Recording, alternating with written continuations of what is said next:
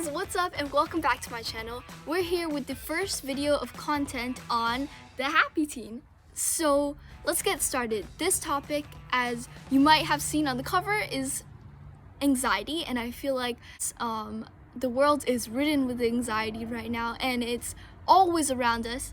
Anxiety is always around us, and it's apparent in teenagers, of course, too. And so I thought that would be a really good subject to do the first video on. So let's get on to our challenges and tips and tricks to get our anxiety away or lower it, or so that we're able to cope with it smoothly, however you think of it. So let's get started. Okay, so first up, let's talk about all the things that you might have anxiety from. First of all, you might have anxiety because you can't pay your bills, or you can't support someone or your family, and you literally are lost and have no idea what to do or what can do. You might have anxiety because you said something mean or you said something really hurtful to someone, and it's just building up and you don't even know what you're really doing, and it's just hurting yourself and hurting them, and you feel this hot mess in your head and you don't know what's going on. You might be feeling shame or anxiety because you said something to your parents and you know that they help you so much, but you still said it and you feel like it hurt them after all they've done for you. You might have anxiety because you have a test, and the list goes on and on way below this ground. So hopefully the tips that I give you are able to calm your mind and help you think smoothly so that you're able to get through these situations that everyone goes through and that is unique to you. So let's get started. First up, what I would say is really important is cleaning your room, because the room is something you spend a lot of time in, and it's yours, or might be partially yours. And so when it's clean, your mind is kind of clean, and you might be able to concentrate better and clear your mind so that you can focus on your problem. Cleaning your room might also have been something that you've been planning to do but never got to because you were distracted on your phone, kind of like I was, so it's really good. Definitely recommend putting on some of your favorite music while you refresh and clean your room. Come on, we gonna light up the night. Come on, I wanna dance in the dark. You feel a little lighter and fresher yet? If so, awesome. So my second tip is definitely the second most important thing I'm gonna say in this video, and that is to go outside and breathe. Make sure you're breathing in really deeply, so when you breathe in, you're filling your stomach with air and your stomach goes out. And when you breathe out, you're letting that air out and your stomach goes in. And it's super important to coordinate your breath and to feel that deep breath of air coming into you. Try to walk around wherever you are, whether it's out in the road, or it's around your neighborhood, or it's in nature, or it's on a hike. It's actually really healing, and it takes some of your stress away. And outside in nature, it's really important to not mind what you look like while you're breathing, not mind whether you look pretty or whether you look handsome while you're breathing, and to make sure that you're just doing it for your own well-being. Another thing to do when you're outside is to touch the plants and run your hands through the bushes. It's also very calming, and it takes your thoughts away from things. It helps you look around at what surrounds you and what makes you happy, and it will really calm your mind and get you ready for whatever you're about to do or whatever has happened, and help your mind so that it can think. Something that really helps is when you're breathing, thinking about something you're breathing in and thinking about something you're breathing out. For example, breathing in peace and calmness and breathing out your anxiety, and just keep breathing it in until there's no more anxiety left. So this part is the most important to taking your anxiety away, and that is as soon as you lay down and go inward and start breathing, make sure you have no thoughts on your mind at all. So when you lay down, immediately push out your thoughts and tell your mind that you're not going to allow any thoughts in for this time that you're laying down and breathing, and just breathe in and think about nothing. You'll find that you're able to concentrate much better after your breathing has slowed down and you're much calmer. One tip that someone gave me that was really good is breathing in success thoughts and breathing out thoughts that I can't do it, I'm not good enough, I'm gonna give up, it's gonna be too hard for me. All those thoughts that are just stopping you from going and doing it, breathing out all those thoughts, and that helped that person for many years of his life.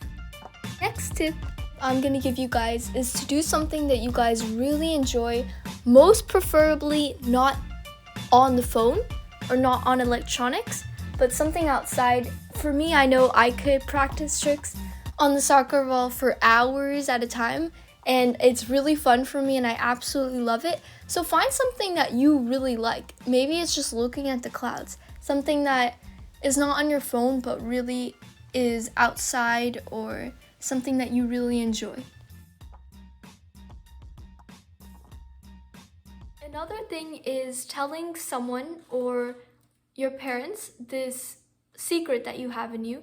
I found that when I kept secrets, they gave me tons of stress and tons of anxiety, and it just spiraled up, and I was getting really sad, and I was filled with anxiety all the time, and I just kind of went into this phase. And so some of my greatest anxiety tips is when you have this secret, it's on the edge of your mouth, just say it. Just say it to your mom. Get it out of your head. You're really lucky if your mom reacts well to it, or your dad, or whoever you tell. I'm really lucky because my mom tells me she's glad. If your mom or your dad or whoever you tell isn't the same case, then you really have to think about it inside. What's really better? Is the lie spiraling inside yourself and just getting bigger and bringing you down worse or better than telling your parents? They might get mad. Hopefully they'll forgive you, but which one is worse? You have to make that decision yourself. But I know I tell my mom every secret or anything that I have. For example, something small is like I just got a C in English, and I missed this assignment. I'm sorry, Mom. I'm going to do my best to bring it back up to an A. I'm confident I will. Something quick, just say it. If you are not comfortable or not ready to tell your parents yet, really not ready, not just I'm not ready, but really not ready, then tell your close friend or somebody who can help you and encourage you to think of a way to say it. For example, if it's something big and important or part of you, like for example, if you are gay, then that is something that should tell maybe your most trustful friend, maybe just one person who can really encourage you and who you know would support you and love you no matter what you are. And you need a friend like that. Go and tell them, and you guys can talk about it. Maybe you're not sure if you're gay or not, or this other big secret. That's just an example. But you guys can talk about it together and maybe find a way to tell your parents. And believe me, telling someone really lets off this big load. And that is one thing. Make sure you're getting those secrets and those lies that you've told out of your head. So out of your head, say I lied, I lied, I'm sorry.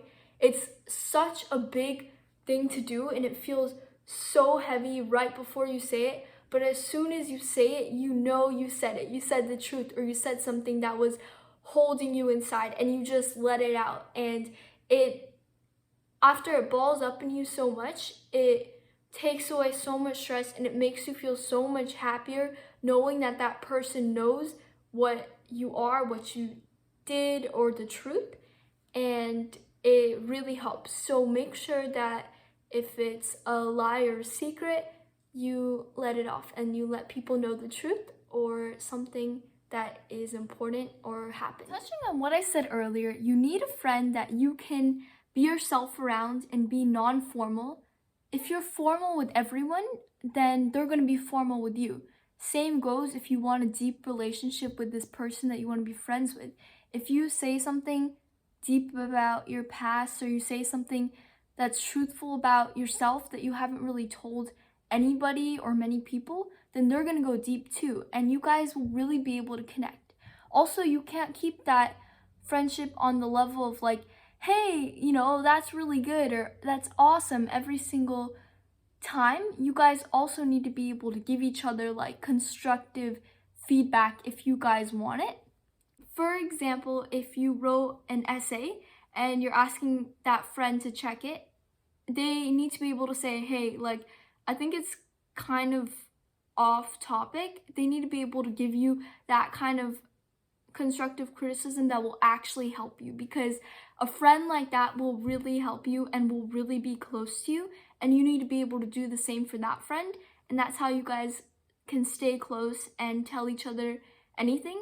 And friends that really help, I'm not sure if everyone knows this, but give each other good feedback and want what's best for the other person, so that they can live their life. So a good friend doesn't always mean saying everything that you do is amazing or great or awesome, unless they really feel it is. But a good friend also gives you feedback and tells you, hey, I don't think you should act this way around this person. You let me know if I'm wrong, but it doesn't seem like you. Some friend like that you can tell things. Not to make it complicated, so you can simplify it in your mind, but you can't take that friend or any friend for granted. Friends are family that you choose, and so they're really special. And although you don't need to be formal with that close friend and put up a facade, you shouldn't say rude things or put each other down just because you're in a mood. You have to always be able to bring each other up. You can't do like kind of mean things just because you're close together. That's not how it works. You can't take each other for granted, and that's something special in a relationship too. But you do need to be able to say something like, hey, I'm not feeling well, can I talk to you about something? You need to be able to talk to that friend, and they need to be able to talk to you and say, hey, I don't think you're doing this right. It seems like it's not working out. Can I give you a piece of it? Okay, remember when I said there was a tip that was the best one? This one is it. This is whatever you want to call it. It could be sitting down and just blocking out all thoughts and closing your eyes, or it could be meditation, however you want to call it. But this will definitely take away a lot of your stress and anxiety. And that is every morning when you wake up, and every night before you go to bed, sit down and do the same thing as you did while breathing. Close your eyes and block out all thoughts and watch your breath as you're breathing, and sit down just for maybe 5 minutes or 1 minute, just a little bit of time, and it can stretch out to as long as you want. And sit down and close your eyes and block out all thoughts. And you can even just envision this light, but make sure you're not thinking anything. And at one point you can start watching your breath and really calm down, because the slower your breath is, the more calm you are. And while you're doing this, you can think of yourself as a higher person. While you're sitting down quietly and closing your eyes, let go of all those thoughts and all those anxiety-filled things, and just sit quietly with no thoughts entering your mind. Block them all out. And after you've attained that calm state, you can start thinking about what you can do to fix your problem or yourself or whatever you're trying to solve. Also, if you're just having anxiety and you don't really know why, after you sit down and close your eyes, you can feel that anxiety wash away from you, and keep that state of mind throughout the whole entire day.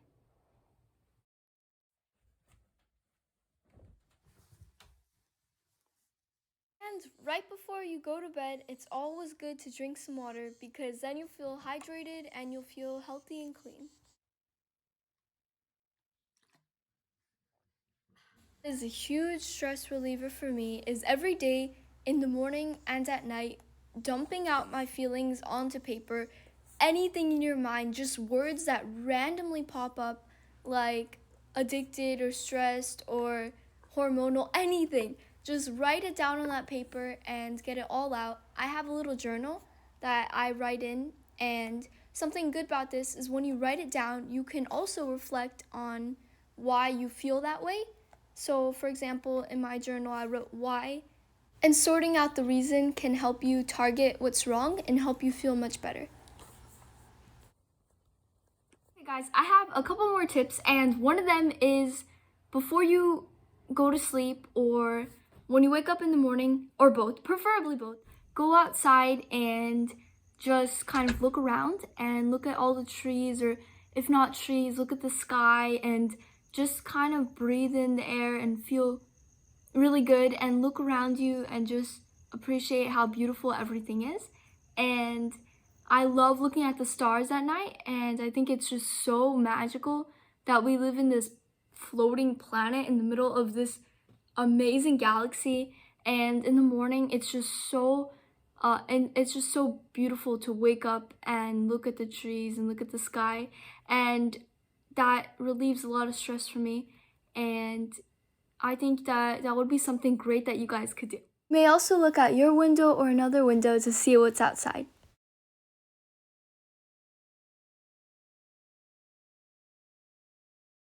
This last tip is equally amazing as all the other tips, which are also amazing. And this is saying something nice to someone.